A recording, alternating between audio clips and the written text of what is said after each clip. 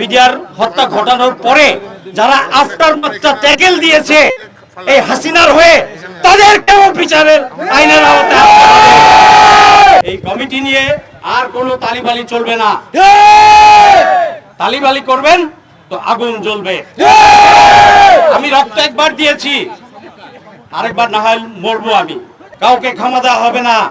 আপনি বলবেন আমি থ্রেট দিচ্ছি, ইয়েস আমি দিচ্ছি।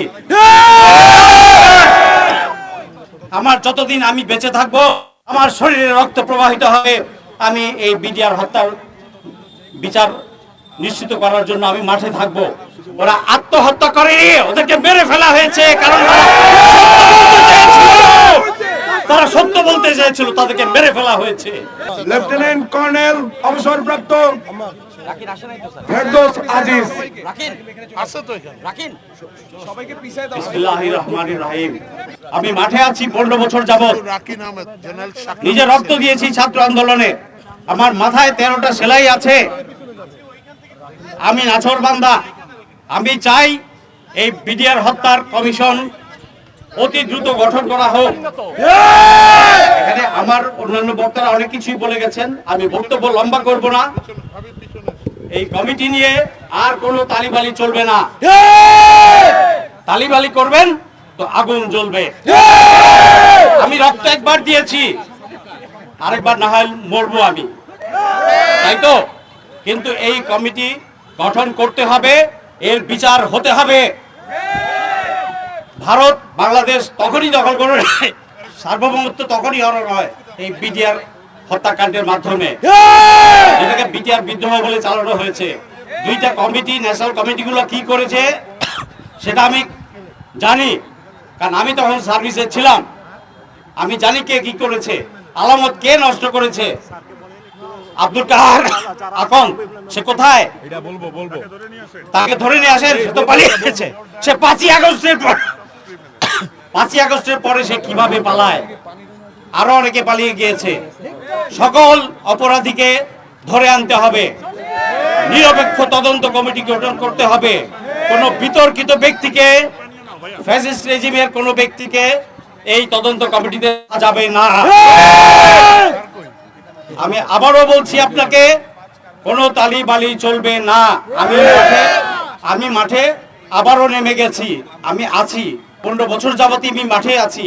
অনেক দৌড়ের উপর রেখেছেন আমাকে, অনেক অত্যাচার অনাচার করেছেন, অনেক অফিসারদেরকে জীবন নষ্ট করেছেন, অনেক পরিবার ধ্বংস করেছেন।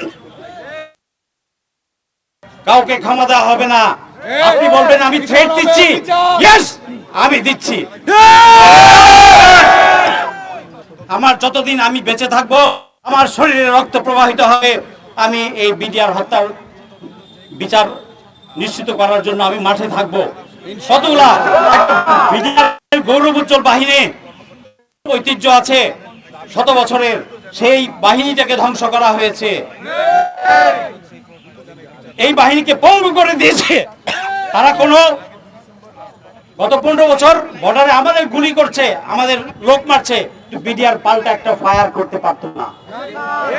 আপনারা জানেন এর আগে আমি এতটুকু বলতে পারি, আমাদের বিডিআর সৈনিকরা এতটুকু প্রশিক্ষিত, এতটুকু উচ্চ মনোবল যে আমাদের একটা বিডিআর ওদের 10টা বিএসএফ এর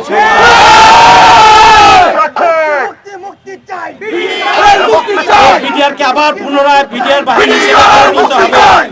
নিরপরাধ অনেক বিডিআর সৈনিকরা জেলে আছে, শাস্তি যাদের শেষ হয়েছে এবং নিরপরাধরা সকলের আমি মুক্তি চাই। আর কোন নতুন মামলায়, ফলস মামলায়, এক্সপ্লোসিভ মামলায় ওই ফালতু বিজনেস রাখেন, আপনার ফালতু বিজনেস সব ক্যান্সেল করেন। অনতিবিলম্বে ওদের মুক্তি চাই। যে সমস্ত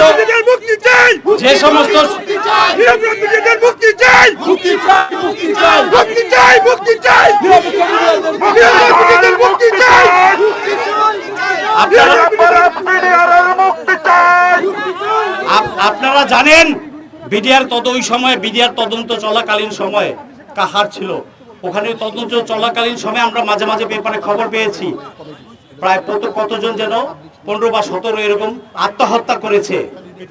ওরা আত্মহত্যা করেনি, ওদেরকে মেরে ফেলা হয়েছে কারণ তারা সত্য বলতে চেয়েছিল, তাদেরকে মেরে ফেলা হয়েছে।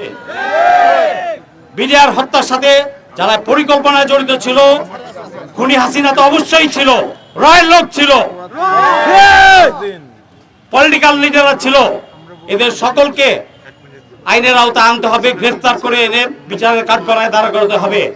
আমি আরো বলছি বিডিআর ইনসিডেন্ট, বিডিআর হত্যা ঘটানোর পরে যারা আফটার মাত্রা ট্যাকেল দিয়েছে এই হাসিনার হয়ে, তাদেরকেও বিচারের আইনের আওতায় আনতে হবে। এই স্বাধীনতা সার্বভৌমত্ব ক্ষুণ্ণ হয়েছে এই বিডিআর হত্যার মাধ্যমে। এটাকে বিচার করতে হবে, আইনের শাসন প্রতিষ্ঠা করতে হবে।